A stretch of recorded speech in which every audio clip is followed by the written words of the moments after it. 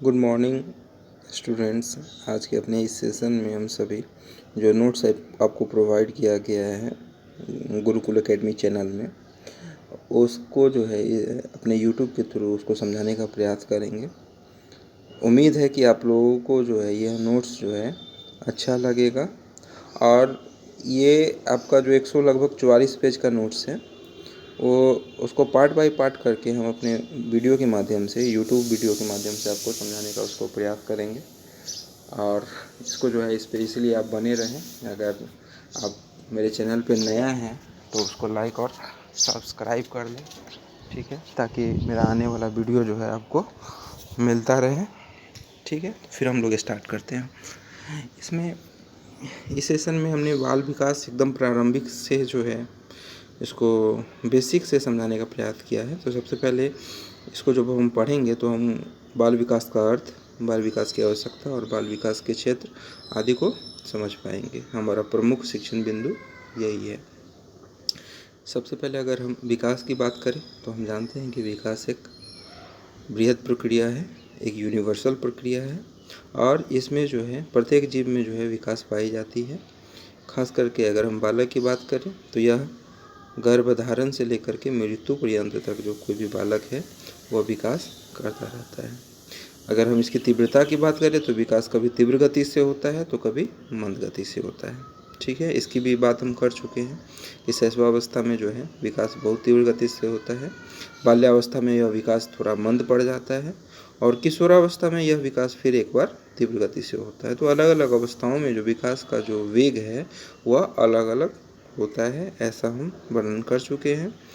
अभी एक नया जो कॉन्सेप्ट है उसको ध्यान रखिएगा कि विकास को जो है हम लोग पहले क्या कहते थे, बाल मनोविज्ञान, मतलब चाइल्ड साइकोलॉजी। लेकिन अभी जो है इसको नहीं, ऐसा शब्द से नहीं पुकारा जाता है बाल मनोविज्ञान। मनोविज्ञान जो है अब एक नई शाखा के रूप में उभरा है जिसको बाल विकास कहा जाता है।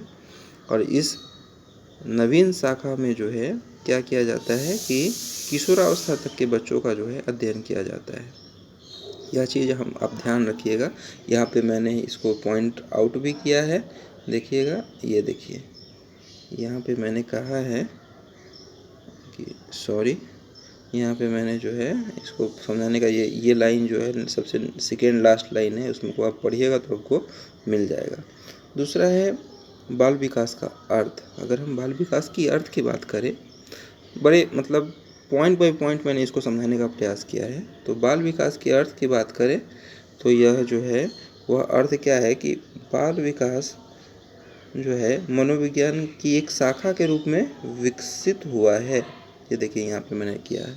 और इसके अंतर्गत बालक के जो है व्यवहार, स्थितियों और समस्याओं का जो है और उसके कारणों का जो है अध्ययन किया जाता है। मतलब एक बच्चा जो डेवलप करता है, तो डेवलपमेंट के दौरान जितनी तरह का जो है स्थिति आती है, जितना तरह का समस्या आता है उसके विकास में, वह सारा का सारा जो है बाल विकास के अंतर्गत ही रखा जाता है। ठीक है, तो यह चीज़ ध्यान रखिएगा, वह सामाजिक हो, सांस्कृतिक हो, राजनैतिक हो, तो ये सारा का सारा जो है प्रभाव जो उसके विकास को प्रभावित करता है वह सारा किस में आता है, बाल विकास में आता है। यहाँ एक जो है एक और पॉइंट क्या है कि एक पॉइंट है कि अलग अलग मनोवैज्ञानिकों ने इसको अलग अलग तरीके से डिफाइन किया है। जैसे क्रो एंड क्रो के अनुसार कहते हैं कि बाल विकास जो है वह गर्भधारण से लेकर के जो है किशोरावस्था के प्रारंभिक अवस्था तक है। मतलब अगर कोई गर्भधारण करता है वहाँ से लेकर के गर्भावस्था, जो डिम्बा पिंडा और भ्रूणा की बात आती है, उससे लेकर के जो किशोरावस्था की प्रारंभ अवस्था तक है वहाँ तक का, चूँकि इसीलिए विकास की बात कहा है क्योंकि यहाँ तक जो है लगभग ओवरऑल डेवलपमेंट अगर हम कहें तो सामान्यतः हो जाता है। इसलिए क्रो एंड क्रो ने यहीं तक का जो है मेजर किया है कि हम जो है कहाँ तक रखेंगे, तो हम लोग रखेंगे यहीं तक कि जो है देखिए यहाँ पे कि जो व्यक्ति विकास का जो है गर्भ काल से प्रारंभ होकर के किशोरावस्था की प्रारंभिक अवस्था तक रहती है। तो इसको जो है आप ध्यान रखिएगा। और नेक्स्ट जो है आपका ड्रेवर के अनुसार की बात अगर हम करें, ड्रेवर के अनुसार, तो ड्रेवर के अनुसार वो कहते हैं कि बाल मनोविज्ञान मनोविज्ञान की वह शाखा है जिसमें जन्म से परिपक्वता अवस्था तक जो है विकास जो है उसका अध्ययन किया जाता है। मतलब मेच्योरिटी लेवल तक, परिपक्वता अवस्था भी जो है हम कह सकते हैं किशोरावस्था तक के काल, मेच्योरिटी जो है वहाँ तक लगभग हो जाती है हर एक फील्ड में। विकास जो है जीवन पर्यंत चलती है, लेकिन अगर हम मेच्योरिटी की बात करें तो किशोरावस्था तक जो है वह मेच्योरिटी बहुत हद तक आ जाती है। तो कुल मिलाकर के वही परिभाषा है कि बाल मनोविज्ञान जो है, अब जो जिसको हम लोग बाल विकास कहते हैं, उसमें मेच्योरिटी लेवल तक जो है वहाँ तक की जो है विकासीय प्रक्रिया का अध्ययन किया जाता है। वो अलग अलग डायमेंशन में जो विकास है, जैसे सामाजिक विकास, सांस्कृतिक विकास, शारीरिक विकास, नैतिक विकास, चारित्रिक विकास, संवेगात्मक विकास, तो ये अलग अलग जितना भी एक एक जो पर्टिकुलर डायमेंशन है, एक एक जो विकास का जो ये कारक है, इस सारे पे जो है हम लोग वो जो है क्या करते हैं, उसका अध्ययन करते हैं। ठीक है, तो ये चीज़ ध्यान रखिएगा। नेक्स्ट आता है विकास, बाल विकास की आवश्यकता। बाल विकास की आवश्यकता क्यों पड़ी, ये जो है आपका नेक्स्ट पॉइंट आता है। तो इसको समझिएगा कि जैसे एक बालक जो है, ठीक है, अभी बालक सबसे बड़ा जो रिसोर्स है, संसाधन है, वह हम मानव संसाधन है। ठीक है, और मानव का निर्माण जो है, उसके विकासीय प्रक्रिया कितनी मजबूत होगी, यह बालक या शिशु पर निर्भर करता है। तो शिशु का उत्थान अगर करना है तो अभी नया पिछले 50 वर्षों में जो है मनोविज्ञान इतना तेज़ी से जो प्रोग्रेस किया है, इसके पीछे रीज़न यही है क्योंकि वह शिशुओं, बालकों के विकासीय प्रक्रिया, विकासीय व्यवहार को अध्ययन करता है। ठीक है, तो अगर हम बाल विकास की आवश्यकता इसलिए पड़ी क्योंकि बालक के जीवन को सुखी करने के लिए, उसको समृद्ध बनाने के लिए जो है मनोविज्ञान का योगदान बहुत ही प्रशंसनीय है। और इस शाखा का केवल बालकों के प्रत्यक्ष या अप्रत्यक्ष रूप से संबंध जो है, हम कह सकते हैं कि यह जो शाखा है वह प्रत्यक्ष रूप से या अप्रत्यक्ष रूप से भी बालकों के व्यवहार से संबंधित है। और ये जो इसकी उपयोगिता को हम जो है अस्वीकार नहीं कर सकते हैं क्योंकि यह बालक के माता पिता, अभिभावक, जितने भी है, शिक्षक या बाल सुधार ये या चिकित्सा, ये सभी आदमी इसी का प्रयोग करते हैं। ठीक है, बाल मनोविज्ञान के द्वारा ही हम बालक के मन, उसके व्यवहारों को व्यवहार या उसके रहस्य को भली भांति समझ पाते हैं। तो उसके सम्मुख में जो, जैसे हम बताए थे कि विकास की भविष्यवाणी की जा सकती है, ये कैसे हुआ संभव, यह मनोविज्ञान के कारण संभव हुआ क्योंकि वह जो अपना प्रयोग करता है, उसका जो सिद्धांत होता है, इसके द्वारा बालक के व्यवहार को भली भांति समझा जा सकता है, उसके रुचि को समझा जा सकता है, उसकी क्षमताओं को समझा जा सकता है, उसके अभिरुचि को भी समझा जा सकता है। तो यह जो है अलग अलग एस्पेक्ट को समझना, उसकी योग्यताओं को समझना, जन्मजात प्रवृत्तियों को समझना और इसको डिफाइन करना, इसके लिए जो है बाल विकास जो है बहुत महत्वपूर्ण है। और यह उचित शिक्षण विधि, उचित रणनीति, उचित जो है समस्या का समाधान कैसे हो, मार्गदर्शन और परामर्श कैसे दिया जाए, उसकी कठिनाइयों और दोषों या उसकी प्रवृत्तियों से जो है कैसे उसकी समस्याओं को दूर किया जा सके, इस सारे में जो है हम उसका जो है उपयोग करते हैं। फिर बालक किस रूप में जो है, किस व्यावसायिक चुनाव करने में, मतलब बालक का जो शुरू से, चूँकि यह विकास का ही अध्ययन करता है, तो शुरू से लेकर के पॉजिटिविटी से लेकर निगेटिविटी, समस्याओं को दूर करना है तो फिर भी इसका उपयोग किया जाता है, निदान उपचार करना है, समस्या को जानना है तो फिर भी इसका प्रयोग किया जाता है, समस्या को दूर करना है, उपचार करना है, फिर भी इसका प्रयोग किया जा सकता है। तो यह अलग अलग जो उसका एस्पेक्ट है डेवलपमेंट का, उसको समझने के लिए यह इसका बहुत ज़्यादा ज़रूरत है, इसलिए इसका प्रयोग अभी जो है बहुत किया जा सकता है, किया जाता है। चलिए अब आता है कि बाल विकास का क्षेत्र। तो बाल विकास का क्षेत्र क्या क्या है, तो यहाँ देखिएगा कि यहाँ पे मैंने पॉइंट आउट किया है अच्छे तरीके से, बार बार आपको मैं इसको जो है रिवाइज कर रहा हूँ कि बाल विकास के क्षेत्र में गर्भधारण अवस्था से युवा अवस्था तक के मानव के सभी व्यवहारों संबंधी समस्याएं सम्मिलित होती है। जितना भी व्यवहारिक समस्याएं हैं या विकासीय तत्व हैं, वो सब जो है बाल विकास के दायरे में आता है। ठीक है, अगर हम इसको पर्टिकुलर टॉपिक बाय टॉपिक समझे तो हम कह सकते हैं कि बाल विकास का क्षेत्र जो है दिन प्रतिदिन जो है बढ़ ही रहा है, ठीक है। और इसके अंतर्गत सबसे पहले क्षेत्र आता है वातावरण और बालक। मतलब हम जान रहे हैं कि वातावरण को बहुत इम्पोर्टेंस दिया गया है। अलग अलग बात का जब हम स्कूल ऑफ साइकोलॉजी की बात किए थे तो उसमें बताए थे कि वातावरण को जो है वो बहुत महत्व दिया जाता है। तो बाल विकास में भी जो है इसके अंतर्गत वातावरण संबंधी कारक, ठीक है, वातावरण का बालक पे क्या प्रभाव पड़ता है और वातावरण के कारण उसका कैसे व्यक्तित्व या शारीरिक विकास होता है, इसका भी जो है बहुत ज़्यादा महत्व होता है और यह भी इसके दायरे में ही आता है, इसके क्षेत्र में आता है। दूसरा है बालकों के व्यक्तिगत विभिन्नताओं का अध्ययन। यह बालक में जो इंडिविजुअल डिफरेंस होते हैं, जो संवेगात्मक, भावनात्मक या शारीरिक संरचना के आधार पर, मानसिक योग्यता के आधार पर जो एक बालक दूसरे बालक से भिन्न होता है, इसको भी जो है हम बाल विकास के अंतर्गत अध्ययन करते हैं।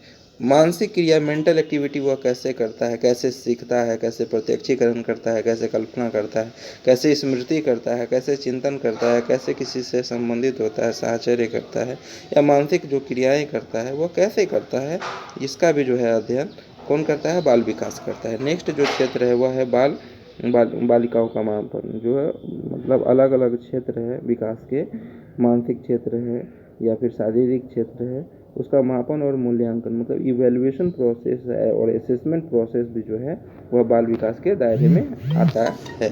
चलिए नेक्स्ट है बाल व्यवहार का अंतर क्रिया। जो बालक एक दूसरे से क्या करता है, इंटरेक्शन करता है, अलग अलग विकास, गतिशील जो है व्यवहार, जो उसका क्या होता है, गतिशील होता है, तो वो व्यवहार जो अंतर क्रिया करता है वो भी इसी के दायरे में आता है। तो यह अलग अलग जो है। उसके बाद समायोजन संबंधी समस्याएं, जो उसका प्रॉब्लम है एडजस्टमेंट करने में, ठीक है, किसी भी समस्याओं का समाधान करने में, तो उस समस्या को भी जो है इसके अंतर्गत रखा जाता है और बाल विकास के अंतर्गत उसकी समस्याओं को भी जो है, जैसे मान लीजिए समस्या अलग अलग हो सकता है, पारिवारिक समस्या हो सकता है, समायोजन, पारिवारिक समायोजन में समस्या हो सकता है, संवेगात्मक समायोजन में हो सकता है, शैक्षिक समायोजन में हो सकता है, स्वास्थ्य संबंधी समस्या। तो अलग अलग जो डिफरेंट टाइप जो है डिसेबिलिटी है, वो भी जो है अलग अलग कारक का अध्ययन करता है कि बच्चा ऐसा कर रहा है तो क्यों कर रहा है।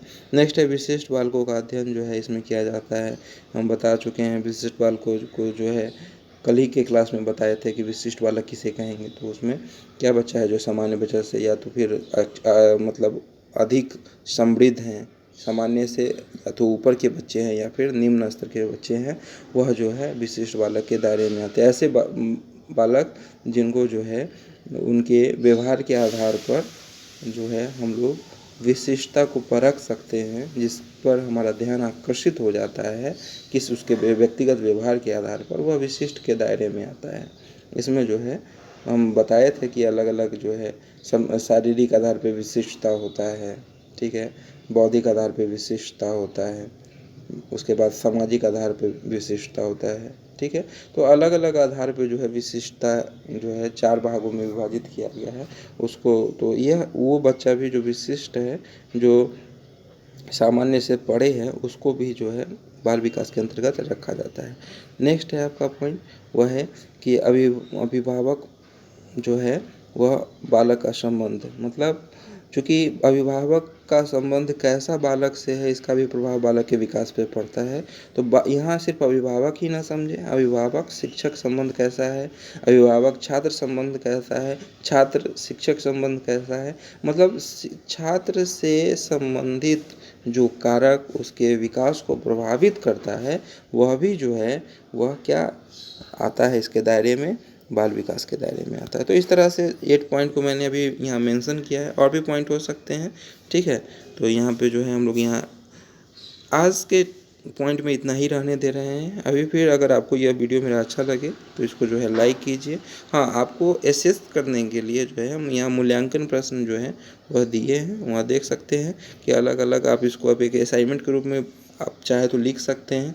और हमको जो है मेरा जो ग्रुप है उस पर आप, मेरा नंबर है उस पर जो है आप हमको भेज सकते हैं, ताकि हम देख सकें कि आप लोग जो है क्या समझ रहे हैं, और जो समस्या होगी उसको हम बताएंगे कि इसको ऐसे कीजिएगा तो ज़्यादा बेहतर तरीके से होगा। अगर नंबर की बात करें तो आप लोग लिख सकते हैं कि मेरा नंबर, ये देखिए इसको थोड़ा सा कलर कर देते हैं। चलिए, मेरा नंबर अगर आप देखना चाहें तो ये है 7488757816। तो इस तरह से जो है मेरा नंबर है। इस पे आप देख सकते हैं कि हम मूल्यांकन आप खुद सेल्फ असेसमेंट, ठीक है, क्योंकि असेसमेंट का सबसे बेहतर तरीका यही है कि अपने आप का आप आकलन खुद से कीजिए। इसमें हम शॉर्ट टाइप, लॉन्ग टाइप और जो है बहुविकल्पीय प्रश्न जो आपको सीटेट वगैरह में पूछा जाता है या कम्पिटिटिव एग्जाम में पूछा जाता है, उसको भी मैंने किया है। उसको आप एक बार करने का प्रयास कीजिएगा। और इसी तरह ज़्यादा करके नहीं, कम पेज करके मैं आपको जो है अपना नोट समझाने का प्रयास करूँगा। आज इतना ही रहने दे रहा हूँ। फिर नेक्स्ट जो है हो सकता है तो शाम में एक और जो है नेक्स्ट जो वॉल्यूम है उसको मैं समझाने का प्रयास करूँगा। तब तक के लिए थैंक यू, बने रहें